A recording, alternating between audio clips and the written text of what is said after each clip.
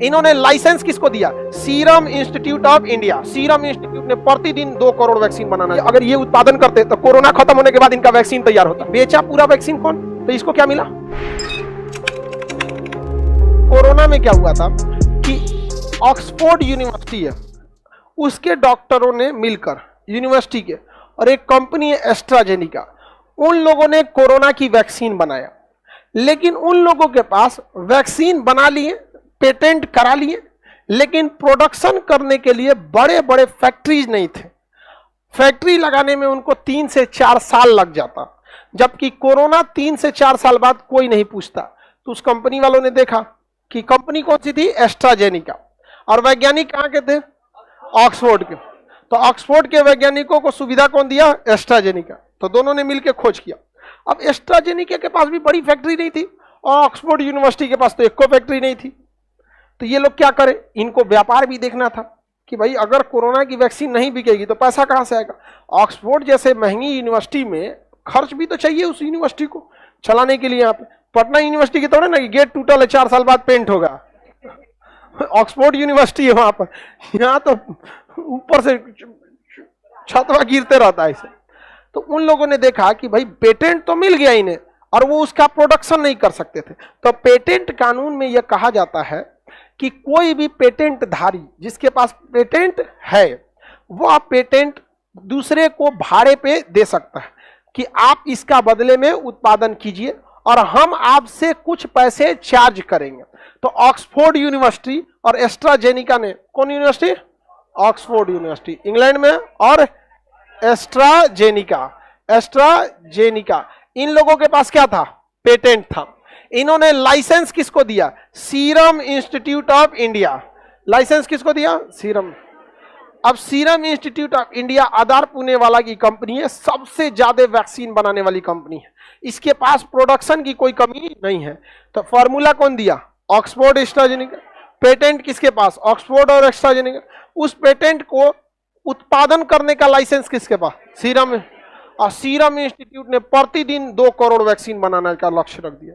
प्रतिदिन कितना करोड़? 2 करोड़ एक दिन में वैक्सीन। सोचिए कितना तेजी से उत्पादन कर रहा होगा मशीनों से आप। तो बताइए अगर ये उत्पादन करते तो कोरोना खत्म होने के बाद इनका वैक्सीन तैयार होता। अभी किसी को जल्दी है वैक्सीन लगाने की? तो कितना अच्छा कॉम्बिनेशन है। तो पेटेंट धारी लाइसेंस दे सकता है। अभी बेचा पूरा वैक्सीन कौन? Serum institute. सारा यही किया। तो इसको क्या मिला? सीधा वो कह देगा कि देखो एक काम करो, जितना वैक्सीन बेचोगे उस पे से हर वैक्सीन के ऊपर 100 रुपया हमको चाहिए। अब प्रतिदिन 2 करोड़ ही बना रहा है तो 2 करोड़ में 100 का गुणा करिए, 200 करोड़ प्रतिदिन इसको पहुंचिए। अभी अपना बेचते रहे जितना में बेचना है। तो सबसे ज्यादा फायदा में तो वही पड़ गया, कुछ उसका लगभग नहीं किया। ये बनाया, बेचा, ठंडा रखा, पहुंचाया, सारा काम झामी किया। वो क्या किया? खोज किया। फार्मूला केवल क्या कर दिया? बेच दिया वहां पे। समझा क्या कि नहीं आएगा? जैसे मान के चलो तुम कैंसर की दवा का खोज कर दिया, अब तुम्हारे पास फैक्ट्री है नहीं है, अब तुम कैंसर की दवा की खोज कर लिया, अब तुम जाओगे किसके पास? सीरम इंस्टीट्यूट ऑफ इंडिया के पास। इसके पास फैक्ट्री है। इससे कहोगे कि देखिए आप कैंसर की दवा बनाइए, बेचिए, हमको मतलब नहीं है, हर टैबलेट पर हमको 1000 रुपया चाहिए। तो उसको जितना टैबलेट बनाएगा तुमको कितना देगा? 1000। और बड़ी कंपनी कभी हिसाब चोरी नहीं करती है क्योंकि हर चीज उनका वेल मेंटेन रहता है। खास करके जब पब्लिक लिमिटेड या बड़ी प्राइवेट लिमिटेड कंपनी रहती, चोरी वगैरह बस नीचे दुकान पे हो जाता है, ऊपर नहीं। अब जितना प्रोडक्शन किया उसका रिकॉर्ड है, उस रिकॉर्ड में आप कितना गुणा कर दीजिए? 1000। अब बताइए वो कहां से कच्चा माल लाएगा, उसमें क्या क्या चीज मिलाना है वो लाएगा, दवा लाएगा, पैक करेगा, उसको पहुंचाएगा। अब वो मान के चलिए बेचा है कितना का? 5000 का। तो 1000 आपको दे देगा, 4000 अपने रखेगा। तो उसका 4000 में तो बहुते खर्चा है ना। और तुम्हारा कौन खर्चा है? और पूरी दुनिया में बेचेगा। एक दिन में अगर 1 लाख भी बेचा तो सोचो इसमें फिर तुम 5 को जीरो बढ़ा लो, कहीं दहाई सैकड़ा हजार 10 लाख, अमीर हो गया। एक के दिन में अमीर हो गया। और क्या 1 लाख मरीज है भारत में? केवल बिहार में प्रति वर्ष 35,000 नए कैंसर के मरीज मिलते हैं। प्रति वर्ष नए जुड़ते हैं 35,000 केवल बिहार में। पूरी इंडिया की बात नहीं कर रहे हैं, पूरे बिहार में। बहुत भयानक, ये सब बहुत बड़ी बड़ी बीमारी है। तो अगर इसमें जिसकी खोज कर लिया ये कैंसर की दवा का, तो समझिए तो बहुत ज्यादा अमीर हो जाएगा। बहुत सारी दवाई हैं। रेबीज का है, रेबीज कुत्ता काट लेता है तो लोग पहले ही वैक्सीन लगाते हैं, बीमार हो ना हो 4 गो लगवाना पड़ता है, अभी भी हम लगवाइए रहे हैं। अरे हमको हमारे दूसरा कोई कुत्ता था, एक आदमी के घर गए थे तो सड़क छाप कुत्ता था, बेचारा एकदम भूखा था, हम क्या करें उसको, तो सुधा का दही होता है ना, उसको खरीद के उसको खिलाएं, तो उसके ऊपर बर्फ जमा हुआ था, तो नहीं खाया, उसको लगा बर्फ खिला रहा है हमको, तो बर्फ हटाएं और उसको थोड़ा सा फेंट दिए, तब खाया, फिर छोड़ दिया, फिर थोड़ा सा फेंट के दिए, खा लिया, उसको हम सालाएं पर पकड़ लिया। हम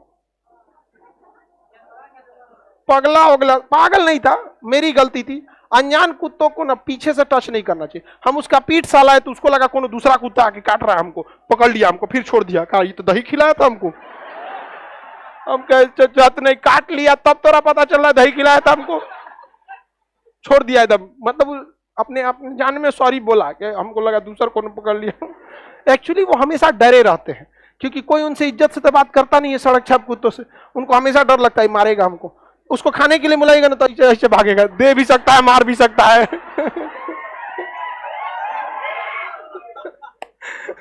अब ये बताओ, अगर दवा बनी रहती तो कोई थोड़ी ना पहले से वैक्सीन लेता 5-5 तो, अगर हो गया तो ले लो, अभी दवा ही नहीं है रेबीज की, आपको पहले वैक्सीन लेना है, भले आपको रेबीज हो या ना हो, लेकिन 5 को आपको लेना पड़ता है डेली। 5 पहले 14 था, अभी कितना है 5।